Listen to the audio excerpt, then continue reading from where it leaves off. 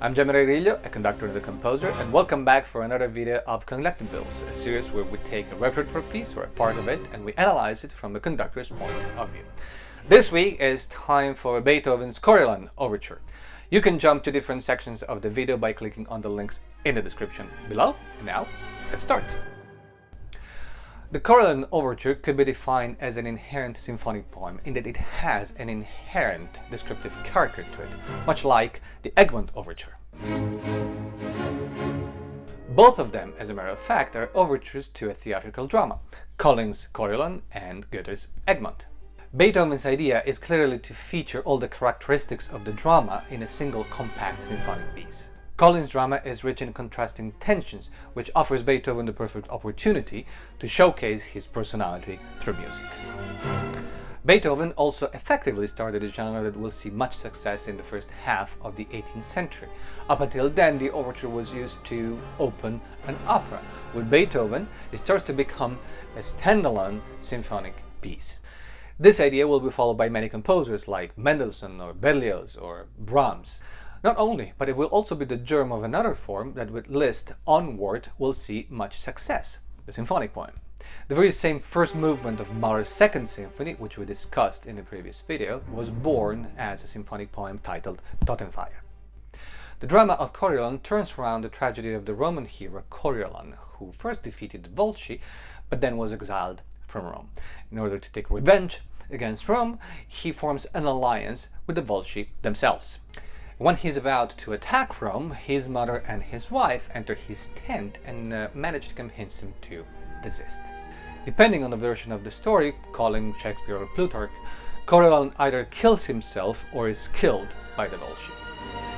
The dualism of the character, fighting his own internal contrasts of love and revenge for Rome, is the starting point for Beethoven. The Coriolan Ouverture begins with a dramatic gesture of a long note in the strings, followed by full orchestral chords.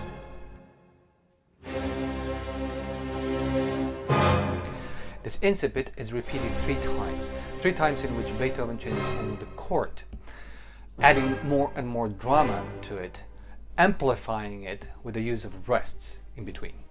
Try to avoid using both hands at the same time. You can actually swap them. Just think about the weight of the sound that you actually do want.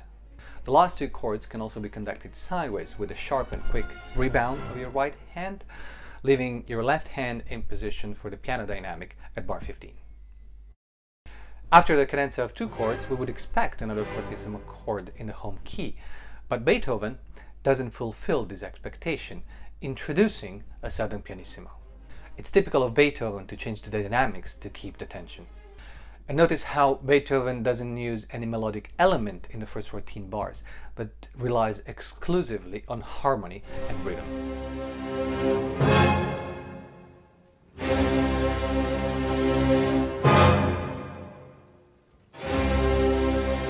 In full contrast, when the first theme comes in on bar 15, there is no harmony, only a C on the downbeat for 3 bars.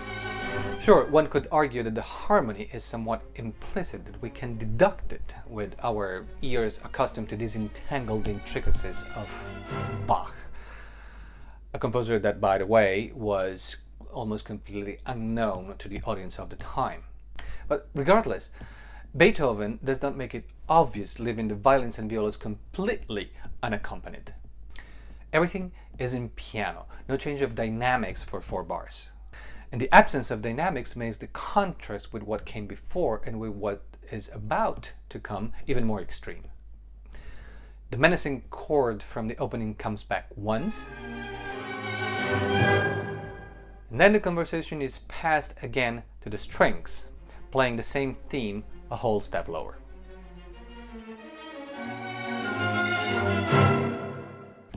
If you want to emphasize the last stroke of bar 20, you can do so by retaking the stroke with a clean and short gesture, stopping the rebound.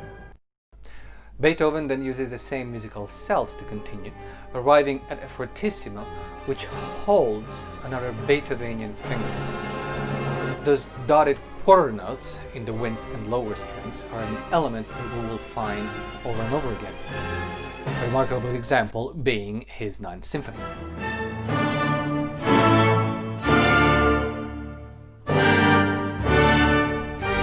The motive we've heard at bar 15 is disrupted in a rhythmical cell, also changing position within the bar, going from the downbeat to the third quarter and back to the second quarter of the bar.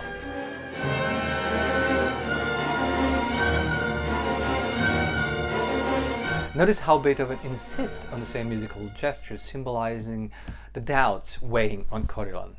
By the way, your strokes on the second beat will need to be heavier than the ones on the first, in order to get the most out of those sforzandi. We land on a delicate and sweet second theme, again in contrast with everything else. A typical example of antithesis between a first theme, masculine and aggressive, and the second theme, feminine and cantabile.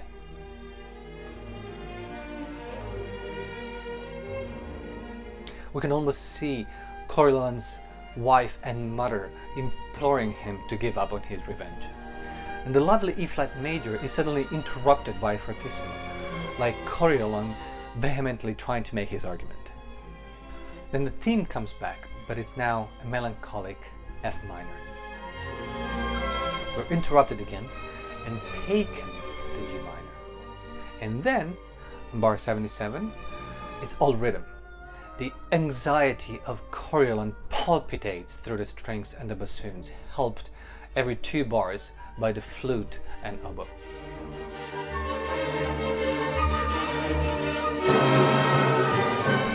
Keep an eye on your pulse. It's very easy to speed up here. I actually speak from personal experience, so control your rebound. The development uses the material from the Exposition, reworked in different ways, but mainly keeping the rhythmical aspects of it. At bar 118, swap hands between strings and woodwinds and keep your gestures to a minimum. In this disrupted dripping of musical elements, notice how the cellos, with their long notes at bar 133, add tension and lyricism at the same time.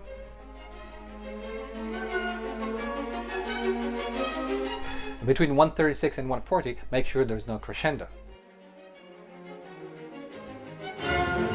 And 140 is only forte, not fortissimo. Again, contrast. And notice the held oboes in crescendo, doubled by the bassoon at bar 144. A composing trick that Beethoven, by the way, learned from Mozart.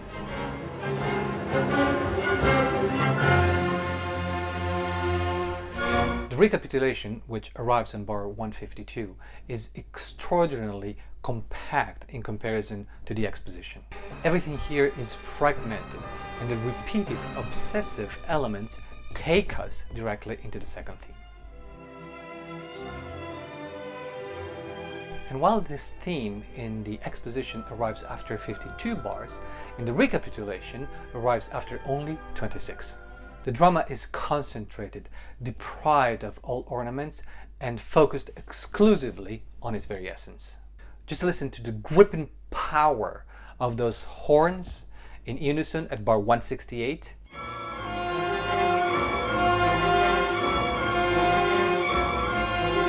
And the timpani and trumpets at bar 171.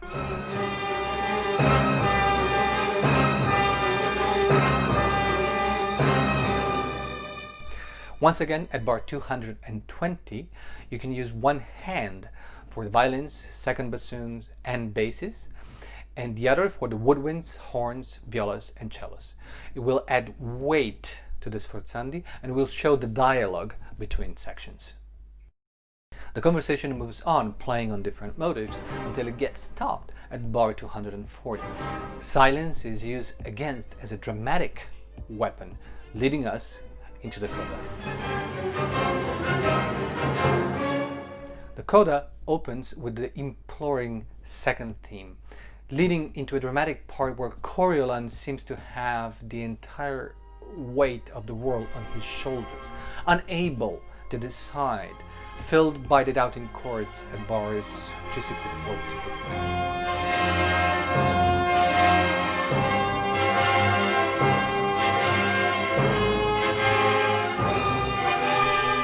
Eventually, the music falls on itself, resolving on the opening gestures.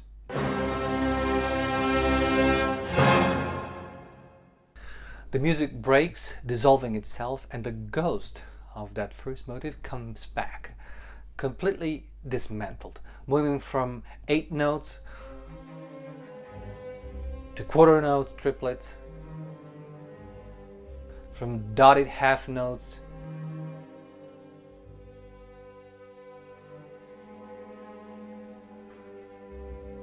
to whole notes,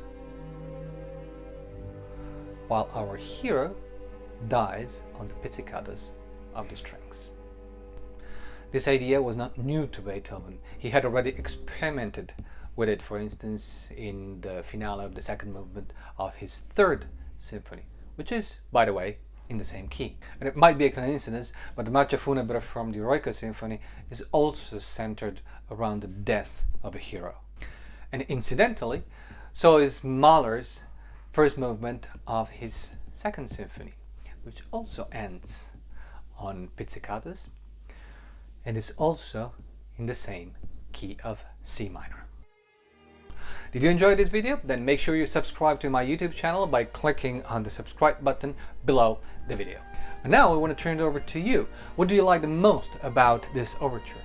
Personally, the driving rhythm, the power, contrasting with the sweetness and tenderness of the second theme is what I enjoy the most when conducting and listening to this piece.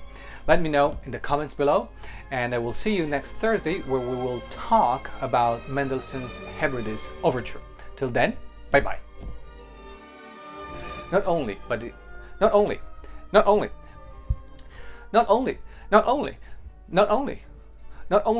will also be the germ, not only. Right now.